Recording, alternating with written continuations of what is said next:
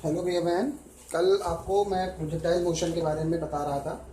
उसमें लास्ट में जब आपको मैक्सिमम हाइट निकालना था तो थोड़ा सा कन्फ्यूज़न आपके लिए क्रिएट हो गया होगा, हो सकता है। तो मैं थोड़ा सा आज आपको उसको एक्सप्लेन कर दे रहा हूँ, फिर उसके बाद मैं आपको आगे की चीज़ बता रहा हूँ। देखिए, ये कल मैंने बताया था, ये मैक्सिमम हाइट है। इसमें होता क्या है, हमने जो लॉ ऑफ मोशन के इक्वेशन पढ़े हुए, 3 इक्वेशन, उन्हीं इक्वेशंस का यूज करके ही कैलकुलेशन हमको करनी होती है। इसमें मैंने बताया था कि ये जो है वेलोसिटी का x कंपोनेंट होता है और ये y कंपोनेंट होता है। जब मोशन शुरू होता है तो उस पूरे इसमें जो प्रोजेक्टाइल मोशन के दौरान ये जो हॉरिजॉन्टल वेलोसिटी है वो कांस्टेंट होती है, उसमें कोई चेंजेस नहीं होते। इसका मतलब यह हुआ कि जो भी वैल्यूज वेलोसिटी की चेंज हो रही है वो वर्टिकल कंपोनेंट ही चेंज होता है। तो अगर यहाँ से अगर मैं देखूँ तो ये जो पार्टिकल है, जो भी प्रोजेक्टाइल है, वो यहाँ से चल रहा शुरू करता है और यहाँ पे पहुँचता है। तो इसका मतलब यह हुआ कि इसकी जो इनिशियल वेलोसिटी है, जिसको हम लोग यू कहते हैं, इनिशियल वेलोसिटी का मतलब यह हुआ यू साइन थीटा। ठीक है, फिर वो यहाँ से जाते जाते जाते जाते यहाँ पे पहुँचता है तो उसका जो वेलोसिटी वो जीरो हो जाती है। तो वो फाइनल वेलोसिटी, इसको हम लोग कहते हैं जीरो। और उस ड्यूरेशन में वो कितना है, यहाँ पे मैक्सिमम हाइट उसकी कितनी है, h, और जो वर्क, जो एक्सेलरेशन कर रहा है वर्क, वो है g। तो उसके अकॉर्डिंग अगर हम फार्मूला लगाते हैं v square is equal to U square minus 2gh, तो यहाँ से v फाइनल वेलोसिटी वो है जीरो, u की जगह हो गया u साइन थीटा का होल स्क्वायर माइनस 2gh या 2gh is equal to U square sine square theta. This will give you h is equal to U square sine square theta upon 2g। ये जो पूरा है, ये पूरा का पूरा आपका कहलाता है height during the projectile motion of a particle. ये फार्मूला कल हम लोग कर रहे थे, तो उस दौरान थोड़ा सा कुछ मिसकंसेप्शन हुआ है। मुझे लगा कि सर कहीं आपको कोई कंफ्यूजन ना हो जाए, इसलिए मैंने कहा कि थोड़ा सा मैं आज आपको फिर से बता दे रहा हूँ। ठीक है, तो ये हो गया आपका कल का टॉपिक का rest part. Now today I am going to teach you about horizontal projectile motion. Horizontal projectile motion. इसमें क्या होता है, जैसे मान लीजिए आप यहाँ पे, ये कोई आपका अर्थ से h हाइट पर आप कहीं पे हैं, मान लीजिए अपने आप छत के, जो आपका घर है मकान के छत से, अगर आप किसी ऑब्जेक्ट को यहाँ से ड्रॉप आउट करते हैं, देखिए दो बातें समझिएगा। अगर मान लीजिए मेरे पास कोई ऑब्जेक्ट है, मैं इसको ऐसे लिया हूँ, मैं इसे इसको ड्रॉप कर दूंगा तो ये क्या करेगा, ये नीचे की ओर चला जाएगा। क्यों जाएगा, क्योंकि इस पर जी वर्क कर रहा है। जी वर्क कर रहा है मतलब एक्सेलरेशन ड्यू टू ग्रेविटी, तो ये क्या करेगा, ये नीचे की ओर चला जाएगा। लेकिन मैं यहाँ पे ये करूँगा, मैं जो भी ऑब्जेक्ट है मैं इसको यहाँ से ड्रॉप तो करूँगा, लेकिन मैं उसको क्या करूँगा, ऐसे उसको मैं हॉरिजॉन्टल वेलोसिटी देकर ड्रॉप करूँगा। जब मैं उसको हॉरिजॉन्टल वेलोसिटी दूंगा तो ये कुछ डिस्टेंस ऐसे ही जाएगा, आगे की ओर बढ़ेगा। आगे की ओर बढ़ने के बाद ये ऐसे नीचे की ओर गिरेगा और गिरने के बाद वो फाइनली इस पोजीशन पे पहुंच जाएगा। ये मान लेता हूं मैं, अगर कैलकुलेशन के लिए, ये x और y। ठीक है, यहां से मैंने एक ऑब्जेक्ट को पिन किया, तो ये देखिए, ये जो ट्रेजेक्ट्री है ये भी एक पैराबोलिक फॉर्म होता है। इसमें क्या काम कर रहा है, जी नीचे की ओर काम करेगा। ठीक है, ये मान लीजिए मैं इसको ऑब्जर्वेशन पॉइंट ओ बना दे रहा हूं। तो ये ड्यूरिंग द फ्लाइट, ये जो उड़ने के समय जो भी टाइम लग रहा है, that is known as the time of flight, उड्डयन काल। यहां से यहां तक पहुंचने जो टाइम लग रहा है उसको हम लोग कहते हैं उड्डयन काल। और ये डिस्टेंस जो है यहां से लेकर, मान लीजिए मैं इसको p बता दे रहा हूं, इस डिस्टेंस को हम लोग कहते हैं range. r is equal to range और t is equal to time of flight. ठीक है, तो अब हमें इस ड्यूरेशन में, इसको हम लोग हॉरिजॉन्टल प्रोजेक्टाइल मोशन कहते हैं, क्षैतिज प्रक्षेप गति। क्षैतिज प्रक्षेप गति, इसमें हमें टाइम और रेंज निकालना है। तो देखिए वन बाय वन हम इसका वैल्यू निकालेंगे। देखो पहले चीज तो इसमें ये चीज समझ लीजिए, कि दोनों मोशन जो भी आपका टी है और आर है, इसके लिए दोनों के लिए रिस्पॉन्सिबल क्या चीज है।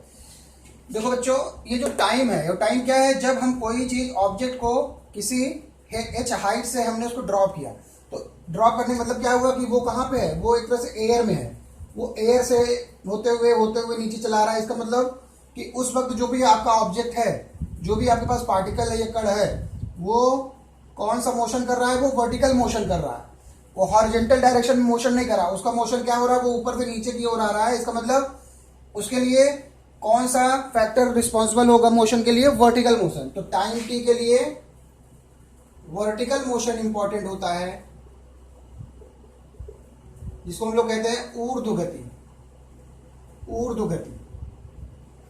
इसी प्रकार से ये जो रेंज है, रेंज का मतलब क्या हुआ, ऑब्जेक्ट यहां से लेकर यहां तक पहुंच गया, तो ये जो पोजीशन आपको दिखाई दे रही है, ये कौन से मोशन के लिए रिस्पॉन्सिबल हो गया, ये रिस्पॉन्सिबल हो गया आपका हॉरिजॉन्टल मोशन। तो रेंज आपका निकलेगा हॉरिजॉन्टल मोशन से।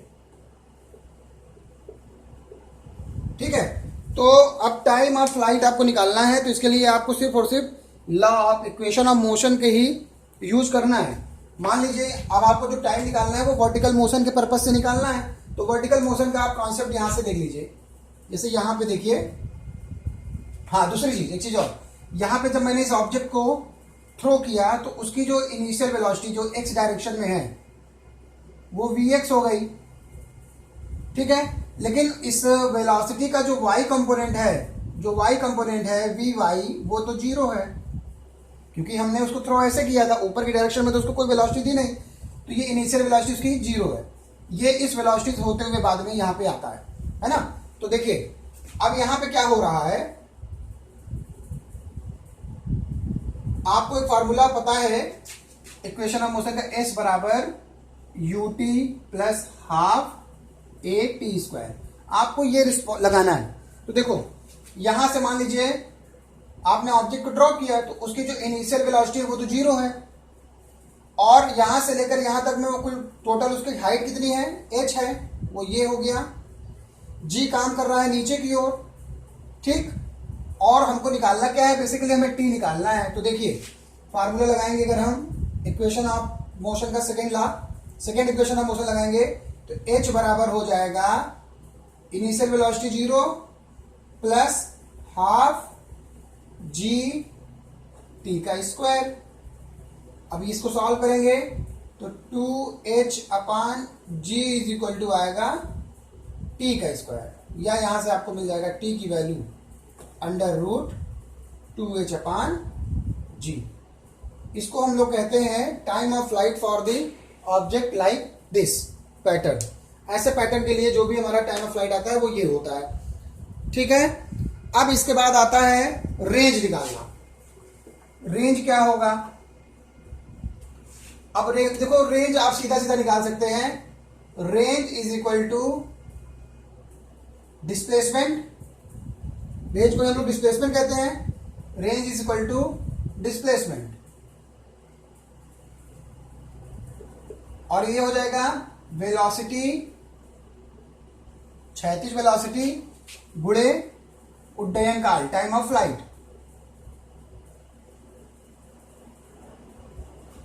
ठीक है, इसका मतलब यह हुआ कि जो आप यहां पे, इसको हिंदी में हम परास बोलते हैं, इसको भी ध्यान रखिएगा। तो वेलोसिटी कितनी है, वीएक्स, और टाइम ऑफ फ्लाइट आया अंडर रूट 2h अपान जी। तो ये हो गया आपका आर की वैल्यू। तो इस प्रकार का जो भी आपको मिलता है कि किसी छत से अगर हम कोई ऑब्जेक्ट को थ्रो करते हैं, छत से अगर हम किसी ऑब्जेक्ट को थ्रो करेंगे, तो थ्रो जब हम कर रहे हैं तो उसका उड्डयन काल क्या होगा, वो क्षैतिज से कितनी दूरी तय करेगा, उसके लिए हम ये फार्मूला इस्तेमाल करते हैं। आपने यहाँ वीएक्स लगा रखा है, अगर हम चाहें तो वीएक्स की जगह केवल वी भी दे सकते हैं। वो एक डिपेंड करता है कि हम, ये बता देता है कि ये जो रेंज है वो हॉरिजॉन्टल डायरेक्शन की कैलकुलेशन से आता है, और ये जो टी आता है ये वर्टिकल डायरेक्शन की कैलकुलेशन से।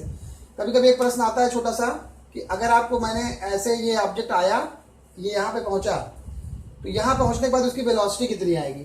तो देखिए ये हो गया आपका Vx और ये हो गया आपका Vy। तो दोनों का जो रिजल्टेंट आएगा वही वेलोसिटी आएगी यहाँ पे। अगर निकालना चाहे तो हम निकाल भी सकते हैं कि कैसे आएगी वेलोसिटी की वैल्यू।